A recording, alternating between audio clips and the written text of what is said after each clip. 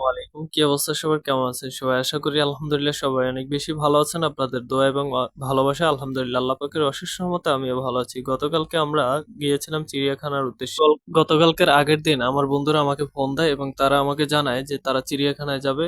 আমি যাবো কিনা? তো আমিও চিন্তা করলাম যে সময়ের সাথে, সাথে অনেক কিছু পরিবর্তন হয়েছে। অনেক কিছু মানে হারিয়ে গেছে। অনেক কিছু করতে ইচ্ছে করছে, তাও করতে পারছি না। আমিও কোনো কিছু চিন্তা ভাবনা না করে বলে দিলাম যে হ্যাঁ, যাবো। যেই ভাবা সেই কাজ। তো আমরা চলে গেলাম অলরেডি চিড়িয়াখানার উদ্দেশ্যে। মানে সকাল, সকাল বেরিয়ে পড়লাম ১১টার দিকে। যেহেতু আমরা ছুটির দিন না তো আমাদের সবারই কিছু না কিছু ব্যস্ততা আছে। আমরা ঘুরে আবার ব্যাক করবো বাসার উদ্দেশ্যে।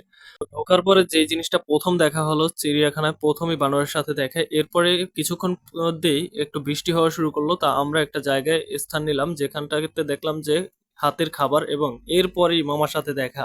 এবার যখন চিড়িয়াখানায় গিয়েছিলাম তখন মানে সিংহকে দেখা হয়নি। সিংহকে এবার মন ভরেই দেখলাম। আসলে সিংহটাও সুন্দর ছিল, গর্জিয়াস ছিল। চেহারাও মাশাআল্লাহ সুন্দর।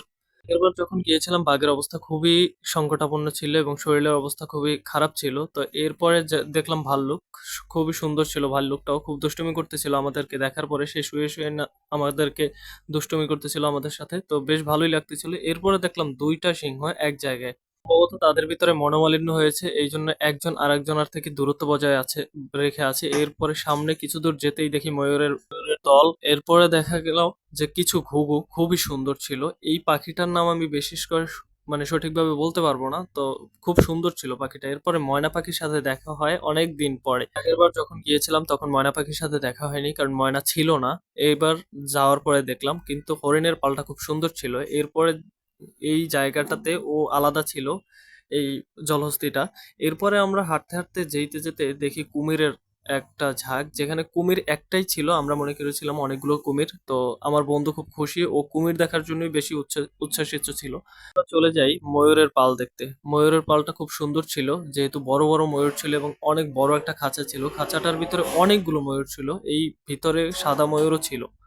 তবে এইবার দেখার মধ্যে অনেক কিছুই ছিল। তবে বিশেষ করে এই জায়গাটাতে যখন একটা বানর আর একটা কুকুরের যে দৃশ্য, সুন্দর দৃশ্য ছিল, এটা আমার কাছে বেশ ভালো লেগেছে। তারা একটা হচ্ছে বহিরাগত কুকুর আর একটা হচ্ছে বানর। দুষ্টুমি করতেছিল। এর ফাঁকে আমার বান্ধবীও এই ছোট্ট বানরটার সাথে কিছুটা দুষ্টুমি করতেছিল। সেই ভিডিওটা আমি ধারণ করেছি। এই যে দেখা যাচ্ছে কুকুরটা হচ্ছে বহিরাগত আর হচ্ছে বানরটা এখানে মানে বানরটা ওটার সাথে দুষ্টুমি করতেছিল। খুব ভালোই লাগতেছিল। অনেকগুলো মানুষ জড়ো করে ফেলেছে এরা দুজন। এত আনন্দ দিচ্ছিল, এত ভালোভাবে করতেছিল, সবাই ফোনে ধারণ করতেছিল। আমি চিন্তা করলাম আমি আবার কেন এটা থেকে বিরত থাকবো। দেখেন ওর স্বভাবটা এরমনই। তো ছোটবেলায় বাচ্চারা যদি এমন করতো সবাই বানর বলতো তাদেরকে। এটা সম্ভবত চিত্রা হরিণ। তো এরপরে আমরা একটা লেক দেখলাম। আমার কাছে এইটা বেশ ভালো লেগেছে যে চিড়িয়াখানার ভিতরে একটা লেক আছে এটা আমি জানতাম না। তো এখান থেকে কিছু মানে গ্রামীণ পরিবেশের ভিউ নেওয়ার চেষ্টা করলাম। বাতাসটা খুব সুন্দর ছিল। এখানের যে পরিবেশটা অসাধারণ ছিল এক কথায় যদি বলি।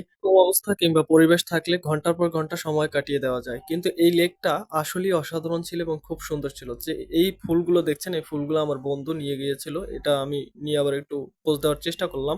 এদিকে আমার বন্ধু আবার জলহস্তির সাথে একটা ভিডিও তৈরি করে ফেললো। যাই হোক খুব ভালোই ছিল। একটা ভালো মুভমেন্ট ছিল ওই দিনটা। মনে থাকবে আমার সারা জীবন। যেহেতু আমার সময়টা ফুরিয়ে এসেছে, আমার বেরিয়ে যেতে হবে।